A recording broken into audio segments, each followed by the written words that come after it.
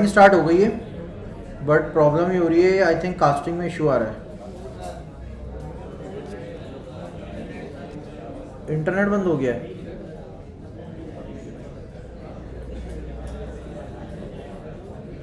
Restart किया होगा router.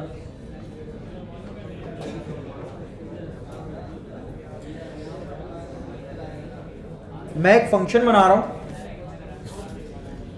वो तो मैं बना लूंगा लेकिन आप लोगों को दिखेगा ही नहीं।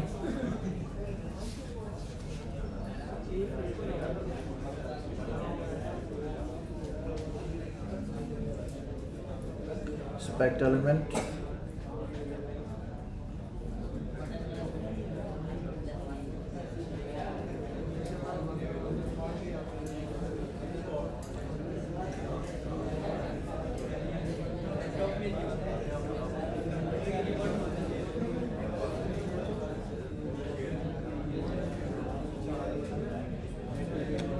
आ गई स्क्रीन आप लोगों के सामने।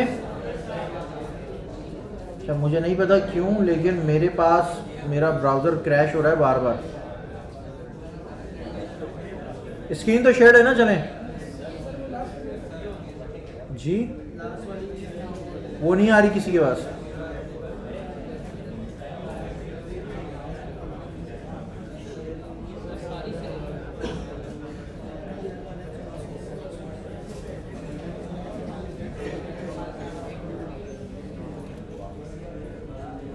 अभी स्क्रीन शेयर है। मैं एक फंक्शन बना रहा हूँ यहाँ पे, बट मुझे लग रहा है दोबारा चली गई स्क्रीन। आ रही है फंक्शन सम। ये क्या करेगा, ये पैरामीटर में दो नंबर लिया करेगा, num1 num2, ठीक है। इनकी वैल्यूज हमें अभी नहीं पता, बट ये करेगा क्या, इन दोनों को सम करेगा डॉक्यूमेंट डॉट राइट, और दोनों को सम करके प्रिंट करा देगा। अब मैं यहाँ कह देता हूँ for example num1 plus num2।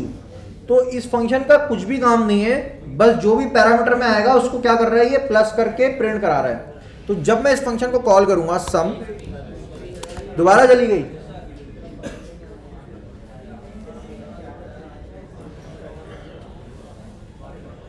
आपको पता है पाकिस्तान में आईटी पढ़ाने का सबसे बड़ा इदारा कौन सा है पता है? सलानी है, बिल्कुल सलानी है।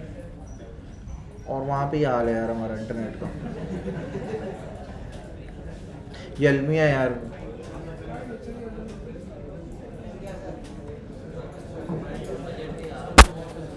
हमने क्या लिखा, मैं जूम कर देता हूँ।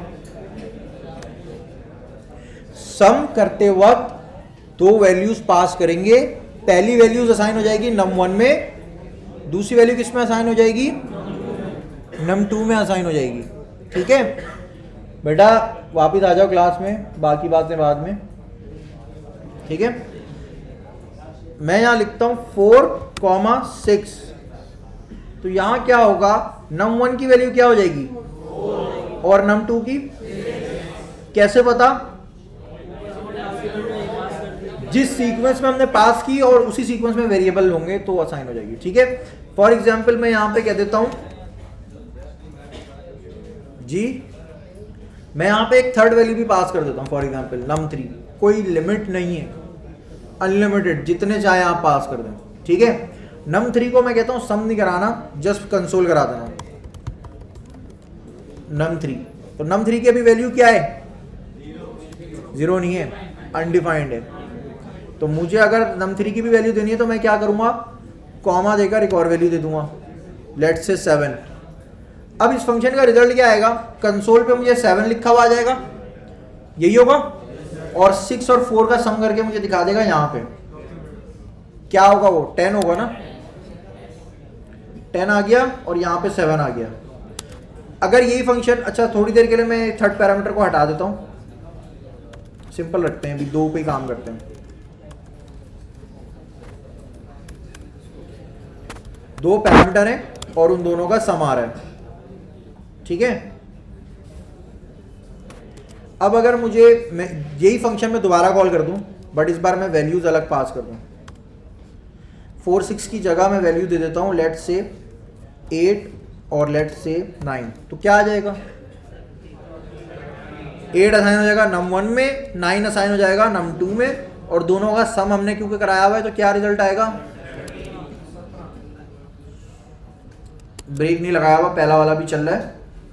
आप चाहें तो यहाँ पे br लगा दें या p के टैग में रख दें, ठीक है। 17 आ गया।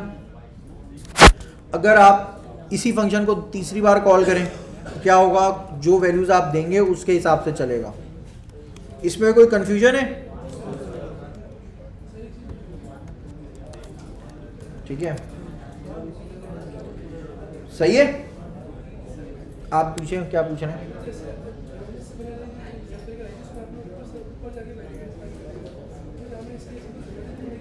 नहीं, जरूरत पड़ सकती है। आप इस बात को समझें, पैरामीटर आप अभी क्या सीख रहे हैं? आप ऐसा फंक्शन बनाना सीख रहे हैं जिसमें आप पैरामीटर अपनी मर्जी से पास कर सकते हैं, ठीक है।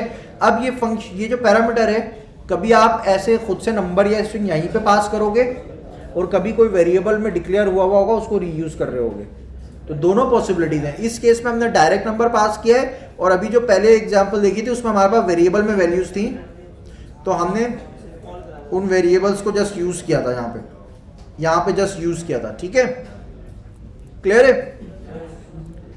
यहां पे मैं अगेन पॉज ले रहा हूं। इस एग्जांपल में कोई क्वेश्चन है तो आप लोग पूछ लीजिए।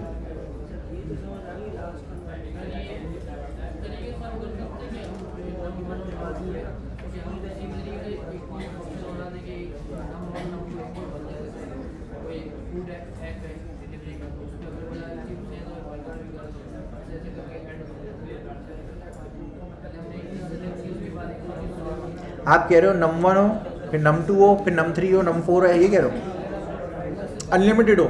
हाँ कर सकते हैं आप। अनलिमिटेड पैरामीटर्स आप यहाँ बना सकते हैं। और अभी हम फंक्शन में ना, अभी हमने बस यूँ समझ लें इतना पढ़ा कि हमें काम करना आ जाए। Function I think chapter number 36 में होगा, तो हम और दोबारा पढ़ेंगे और इस पर काम करेंगे। बट अभी आपने फंक्शन इतना पढ़ लिया है कि आप फंक्शन बना के ऑन क्लिक पे उसे यूज़ कर सकते हो, नंबर 1। नंबर 2, आपको अगर कोई वैल्यू पास करनी हो तो आपको पैरामीटर में पास करने का तरीका आ गया, ठीक है। हाँ पूछें।